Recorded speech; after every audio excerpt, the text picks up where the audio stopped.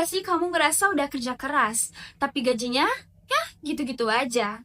Malah belum gajian, kadang habis juga buat bayar tagihan. Sementara di sisi lain bos kamu nongkrong di kafe tiap hari, upload story, kerja keras, hasil gak akan bohong. Nah, ternyata hal kayak gini tuh udah dikritik dari dulu banget sama satu orang yang namanya Karl Marx. Dia bilang, sistem kayak gini dimana segelintir orang punya semuanya, sementara sisanya kerja mati-matian. Itu nggak adil, dan ide itu sampai sekarang masih banget relate. Karl Heinrich Marx atau dikenal sebagai Karl Marx lahir pada 5 Mei 1818 di Trier, Prusia. Dia dikenal sebagai filsuf, ekonom, jurnalis, sosiolog, dan tokoh revolusioner yang banyak mempengaruhi cara kita melihat sistem sosial dan ekonomi dunia. Marx menempuh pendidikan di Universitas Bonn di bidang hukum, lalu melanjutkan studi filsafat dan sejarah di Universitas Berlin, dan akhirnya meraih gelar dokter filsafat dari Universitas Jena pada tahun 1841. Karyanya yang paling terkenal yaitu Das Kapital yang terbit pada tahun 1867.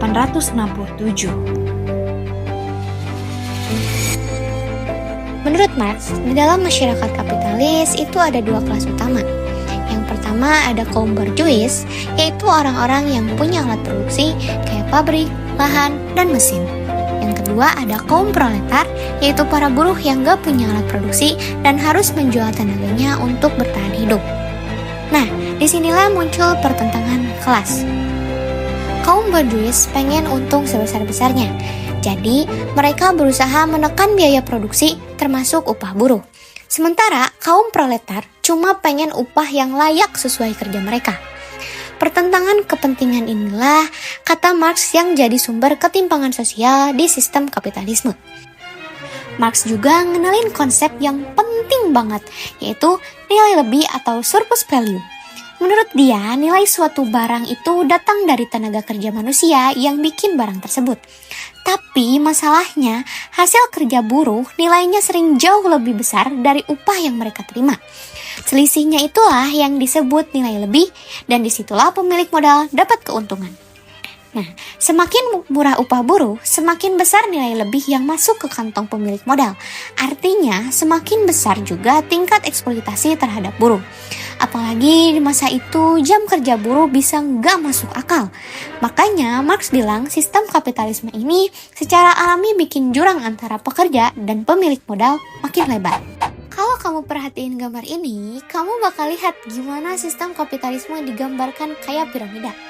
Nah, di puncaknya ada simbol uang dan para elit yaitu kaum borjuis. Para pemilik modal. Mereka adalah orang yang mengatur arah ekonomi dan punya kekuasaan untuk menentukan siapa yang diuntungkan dan siapa yang dirugikan. Tulisan di gambar itu bahkan bilang, "We rule you." Kami yang mengatur kalian. Di bawahnya ada kelompok agamawan dan akademisi yang digambarkan sedang menenangkan rakyat.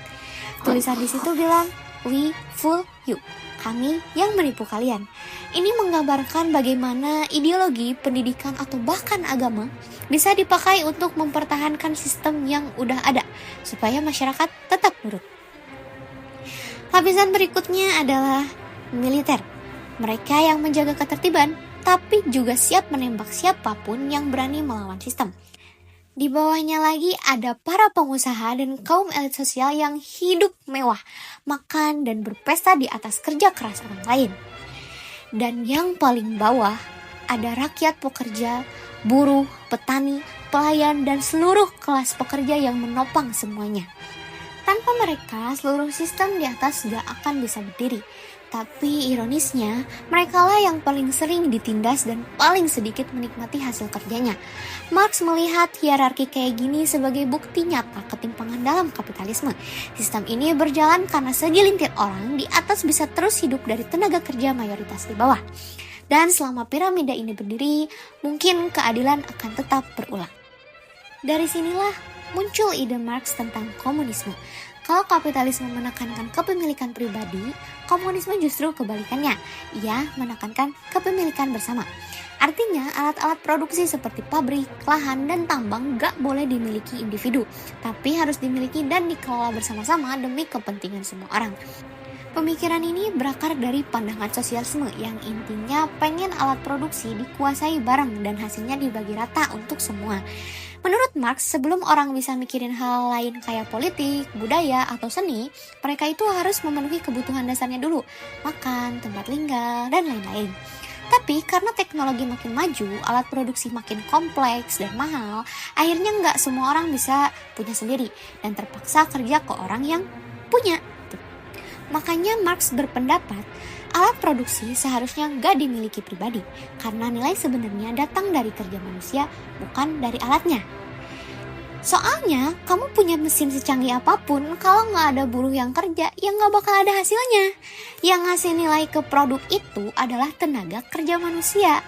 Dalam buku The German Ideology, Marx bilang kapitalisme bisa bertahan karena adanya kesadaran palsu, yaitu kondisi di mana masyarakat, terutama kaum buruh, tanpa sadar ngikutin kemauan kelompok yang berkuasa. Marx juga terkenal dengan pandangannya soal agama yang dia sebut sebagai opium of the people atau candu bagi rakyat. Bukan berarti dia benci agama, tapi menurut Marx, agama sering dipakai untuk menenangkan rakyat supaya mereka pasrah, biar nggak ngelawan sistem yang menindas mereka. Nah, jadi sebenarnya komunisme yang dimaksud Marx bukan cuma soal politik, tapi lebih ke arah masyarakat ideal tanpa kelas sosial. Dalam sistem komunisme versi Marx, semua orang punya akses yang sama terhadap sumber daya, nggak ada pemilik dan buruh, dan hasil kerja dibagi berdasarkan kebutuhan, bukan kekuasaan. Tujuannya bukan cuma bikin semua orang sama rata dalam hal kekayaan, tapi menghapus penindasan dan menciptakan masyarakat yang benar-benar setara. Menurut Marx, pada akhirnya sistem kapitalisme bakal menimbulkan krisis dan kesengsaraan bagi buruh. Sampai di satu titik, kaum buruh bakal sadar, bersatu, dan melakukan revolusi besar untuk menggulingkan kapitalisme dan membangun sistem baru, yaitu komunisme. Tapi, dalam kenyataannya, sistem komunisme yang dibayangkan Marx tidak pernah benar-benar terwujud. Negara-negara yang mencoba menerapkannya sering justru melahirkan sistem politik baru yang berbeda jauh dari ide awal Marx. Banyak sejarawan menilai komunisme versi Marx bersifat utopis, sebuah gagasan ideal yang sulit diterapkan di dunia nyata, karena manusia tetap punya kepentingan, ambisi, dan sifat kompetitif yang gak bisa sepenuhnya dihapus. Meski begitu, kritik Marx terhadap ketimpangan dan eksploitasi masih sangat relevan sampai sekarang.